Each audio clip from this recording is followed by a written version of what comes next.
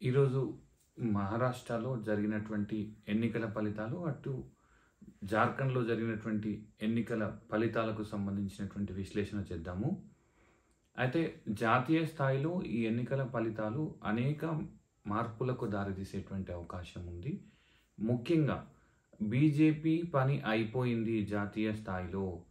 BJP ఇక భవిష్యత్తులో కాంగ్రెస్‌ని ఢీకొట్టలేదు అనేటువంటి ఒక ప్రచారాన్ని మహారాష్ట్రలో సాధించినటువంటి ఘనమైన విజయంతోని బీజేపీ కొంత అడ్డుకట్ట వేయగలిగింది.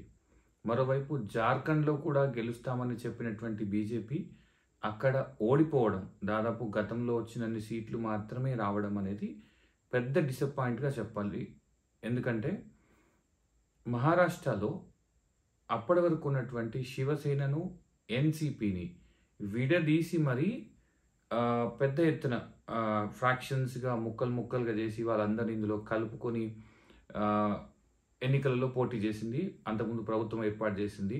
అయితే అనేక ప్రజాకర్షక కార్యక్రమాలను ప్రారంభించి, ముఖ్యంగా ఆ ప్రజాకర్షక విధానాలతోని డబ్బుల్ని ప్రజలకు అందజేసి ఆ తర్వాత ఎన్నికలకు పోయింది మహారాష్ట్రలో. ఒక రకంగా చెప్పాలంటే అదే కీలకమైనటువంటి విజయంగా చెప్పవచ్చు. ఇకపోతే జార్ఖండ్‌కి సంబంధించినటువంటి విషయానికొస్తే, జార్ఖండ్‌లో హేమంత్ సోరెన్ పైన ఒక కేసు పెట్టి ఆయనను జైల్లో పెట్టి, తర్వాత వాళ్ళ బాబాయిని తీసుకెళ్లి పార్టీలో జాయిన్ చేసుకోవడం లాంటి రకరకాల ప్రయోగాలు చేసినప్పుడు జార్ఖండ్ ప్రజలు హేమంత్ సోరెన్ పైన జరిగినటువంటి రాజకీయపరమైనటువంటి ఒక వేధింపులను తీవ్రంగా తిరస్కరించినటువంటి విషయం ఈ ఎన్నికల్లో అర్థమవుతుంది. ఈ రెండు విషయాలను పక్కన పెడితే, రాహుల్ గాంధీ ఈ ఎన్నికల తర్వాత వరుసగా హర్యానాలో గెలుస్తా అని చెప్పారు, హర్యానాలో ఓడిపోయింది. మహారాష్ట్రలో గెలుస్తానుకున్నారు, మహారాష్ట్రలో ఓడిపోయింది. అటు జేఎంఎం పేరు చెప్పి జార్ఖండ్లో గెలిచినటువంటి చెప్పేటువంటి పరిస్థితికి వచ్చింది. కానీ రాహుల్ గాంధీ భవిష్యత్తులో రాష్ట్రాలలో తన యొక్క ఎన్నికల పరాభవ పరంపరను కొనసాగిస్తున్నారు కాబట్టి రాహుల్ గాంధీకి రానున్న రోజుల్లో మరింత గడ్డు కాలం వచ్చేటువంటి పరిస్థితి ఉంది. ఇక తెలుగు వాళ్ళం కాబట్టి ముఖ్యంగా తెలంగాణకు సంబంధించినటువంటి ఈ పరిణామాలు, ఈ ఎన్నికల రిజల్ట్స్ ఏ విధంగా ఇంపాక్ట్ చేసేటువంటి అవకాశం ఉంది, దాన్ని ఒక్కసారి చూద్దాం. ప్రధానంగా ఇక్కడ ఉన్నటువంటి రేవంత్ రెడ్డి పెద్ద ఎత్తున డబ్బుల్ని సేకరించి ఆర్ఆర్ ట్యాక్స్ పేరుతోని ఢిల్లీకి తరలిస్తున్నారు. ఇతర రాష్ట్రాల ఎన్నికలకు ఫండింగ్ చేస్తున్నటువంటి ప్రచారాన్ని, విమర్శలను పదే పదే అటు బీఆర్ఎస్ పార్టీ కానీ, బీజేపీ కానీ, స్వయంగా ప్రధానమంత్రి కానీ చేసినటువంటి సిచ్యువేషన్ గతంలో ఉండింది. అనుకుందాం ఒక్క నిమిషానికి, రేవంత్ రెడ్డి పెద్ద ఎత్తున డబ్బులు తీసుకెళ్లి మహారాష్ట్రలోనో, జార్ఖండ్లోనో, హర్యానాలోనో ఖర్చు పెట్టారు అనుకుందాం. మరి ఇప్పుడు అక్కడ ఉన్నటువంటి కాంగ్రెస్ పార్టీ ఆ ఎన్నికల్లో పరాభవం పొందింది కాబట్టి ఇక దేశంలో మిగిలినటువంటి రెండే పెద్ద స్టేట్స్, ఆర్థిక పరంగా బలం ఉన్నటువంటి స్టేట్స్, అటు బెంగళూరుతో పాటు హైదరాబాద్ మెట్రో నగరాలుగా ఉన్నటువంటి కర్ణాటక, తెలంగాణ మాత్రమే. మరి ఈ రెండు రాష్ట్రాల నుంచి భవిష్యత్తులో కూడా నిధుల పరంపర కాంగ్రెస్ అధిష్టానానికి వెళ్తుంది అనేటువంటి ఒపీనియన్లో రేవంత్ రెడ్డి అనుచర వర్గము, మద్దతుదారులు ఉన్నారు.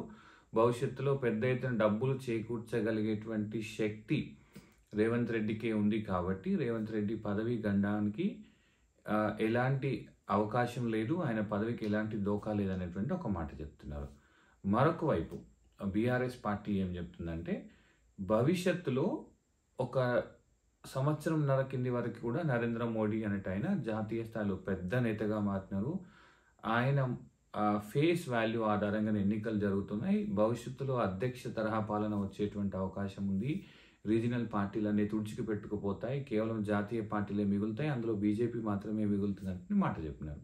కానీ మొన్న లోక్సభ ఎన్నికలో 400 సీట్లు వస్తాయనుకుంటే 300 సీట్ల దగ్గరే ఆగిపోయినటువంటి పరిస్థితి ఉంది. కాబట్టి 240 దగ్గరే ఆగిపోయింది. మొత్తం ఎన్డీఏ 300 దాటలేదు, 300 దాటింది, బొటాబొటికి 300 దాటింది. ఎన్డీఏకి సొంతంగా ప్రభుత్వాన్ని కూడా ఏర్పాటు చేసుకునే అవకాశం ఎన్డీఏలో బీజేపీకి లేదు. కాబట్టి ఏమైందంటే, మొత్తంగా మొన్నటి ఎన్నికల తర్వాత మళ్ళీ జాతీయ పార్టీలు తెర మీదకి వచ్చినాయి, సంకీర్ణ శకం ప్రారంభమైంది. ఈ నేపథ్యంలో బీఆర్ఎస్ ఏమంటుందంటే, ఈరోజు మధ్యాహ్నం మాట్లాడుతూ కేటీఆర్ కూడా స్పష్టంగా ఒక మాట చెప్పినారు. భవిష్యత్తులో ఖచ్చితంగా స్థానిక పార్టీలు, ప్రాంతీయ పార్టీలు, బలమైనటువంటి ప్రాంతీయ శక్తులు మాత్రమే రాష్ట్రాల్లో ప్రభుత్వాలను ఏర్పాటు చేసేటువంటి శక్తి ఉంది. ఈరోజు జరిగిన రెండు ఎన్నికల్లో కూడా అటు జార్ఖండ్లో కాంగ్రెస్, ఇక్కడ బీజేపీ ఏక్నాథ్ షిండే అండ్ అజిత్ పవార్తో కలిసి ప్రభుత్వాలు ఏర్పాటు చేసే పరిస్థితి ఉంది, కానీ స్వయంగా ఆయనంతలో ఆయన ఏర్పాటు చేసేటువంటి అవకాశం లేదనేటువంటి మాట చెప్పినారు. మరి నిజంగానే ఈ ఎన్నికల తర్వాత ప్రాంతీయ శక్తులు మరింతగా బలోపేతం అవుతాయా, లేదనుకుంటే రానున్నటువంటి యూపీ ఎలక్షన్స్లో కూడా సమాజ్వాదీ పార్టీ పరిస్థితి ఎలా ఉండబోతుంది అనేటువంటి విషయం ఇప్పుడే చెప్పలేము. కానీ ఒక మాటలో చెప్పాలంటే ప్రాంతీయ పార్టీల యొక్క బలం పెరగడం, ప్రాంతీయ పార్టీల యొక్క ప్రాధాన్యత పెరగడం, ప్రాతినిధ్యం పెరగడం అనేది ఖచ్చితంగా డెమోక్రసీకి, ముఖ్యంగా హైలీ డైవర్సిఫైడ్ కంట్రీ అయినటువంటి ఇండియాకి అత్యంత మంచిది. ఎందుకంటే యూనియన్ ఆఫ్ స్టేట్ యొక్క స్పిరిట్ కొనసాగాలి అంటే రాష్ట్రాలు బలంగా ఉండాలి. కాబట్టి ఆ దిశగా ఈరోజు వచ్చినటువంటి మహారాష్ట్ర ఎన్నికల ఫలితాలు కానీ, అటు జార్ఖండ్లో వచ్చిన ఎన్నికల ఫలితాలను కానీ విశ్లేషణ చేయవచ్చు. ఎందుకంటే రెండు జాతీయ పార్టీలు కూడా చతికిలపడినటువంటి మాట చెప్పొచ్చు. అయితే గుడ్డిలో మెల్ల లెక్క బీజేపీ మాత్రం గతంలో సాధించినటువంటి సీట్ల కంటే కొన్ని ఎక్కువ సీట్లు సాధించింది, ఎక్కువ స్ట్రైక్ రేట్ సాధించింది.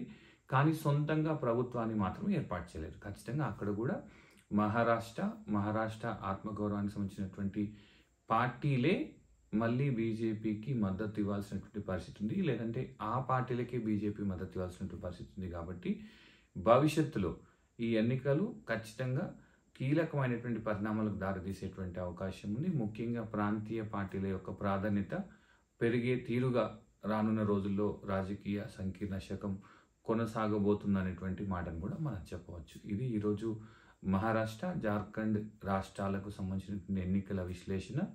మళ్ళొక టాపిక్ పైన మరొకసారి కలుద్దాం.